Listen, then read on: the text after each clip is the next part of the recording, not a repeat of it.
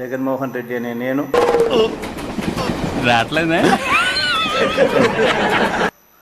శాసనం ద్వారా నిర్మితమైన భారత రాజ్యాంగం పట్ల ఎంత పిరికి సన్నాసులు సీమలు ఎలాగరా పుట్టారు.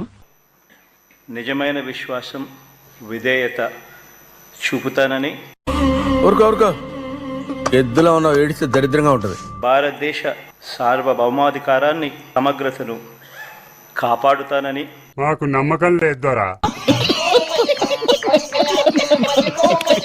దైవ సాక్షిగా ప్రమాణం చేస్తున్నాను. ఓకే ఊరుకో నేను ఉన్నాను కదా, నేనేదో సాల్వ్ చేస్తాను. నువ్వు ఏడుస్తుంటే నాకు ఏడుపు వస్తుంది. ఆంధ్రప్రదేశ్ శాసనసభ సభ్యుడైన చూడండి అక్కడ ఏముందో.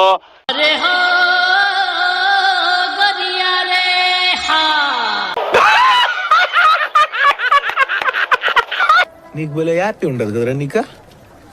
ఫస్ట్ ఆఫ్ ఆల్ ఇలాంటి ఒక రోజు వస్తుందని ఎవరు ఎక్స్పెక్ట్ చేయలేదు. వచ్చింద్రా ఈవిడికి మాత్రం వేదాలు సైతాన్ వల్లిస్తుంది. చేశాం కానీ ఓడిపోయాం. మంచి చేశాం కానీ ఓడిపోయాం. మళ్ళీ జగనన్నను మేము ఎలా సీఎం చేసుకోవాలి అనే దాని మీద ఈరోజు అందరం కూడా డిస్కస్ చేయబోతున్నాం. అది అవదమ్మా. మళ్ళీ జగనన్నను మేము ఎలా సీఎం చేసుకోవాలి అనే దాని మీద ఈరోజు అందరం కూడా డిస్కస్ చేయబోతున్నాం. మన టంగేం టంగు ఐరన్ టంగు నోట్లోంచి ఒక్క మాట వచ్చిందంటే సర్వనాశనమే కదా. ఎందుకంటే జగన్మోహన్ రెడ్డి గారు లాంటి ఒక మంచి వ్యక్తి రాష్ట్రానికి ముఖ్యమంత్రిగా ఉంటేనే ఈ రాష్ట్రం బాగుంటుంది. గుడి దగ్గర చెవులో పువ్వులు పెట్టుకుని చాలా మంది ఉంటారు, వాళ్ళకి చెప్పుగా. చంద్రబాబు దగ్గర ఆడి బూట్లు తుడుతా, అక్కడే చంద్రబాబు కాళ్ళ దగ్గర కూర్చుని ఉంటా. నోరు మూసుకుని ఉండకుండా నా కింద నేనే మంట పెట్టుకున్నాను. రోజక్క బొక్క పగలుతుంది.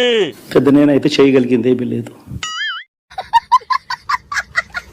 కొడాలి నాని సీఎం చంద్రబాబు బూట్లు పాలిష్ చేస్తున్నట్లు ఏర్పాటు చేసిన ఫ్లెక్సీని ప్రజలు ఆసక్తిగా గమనిస్తున్నారు.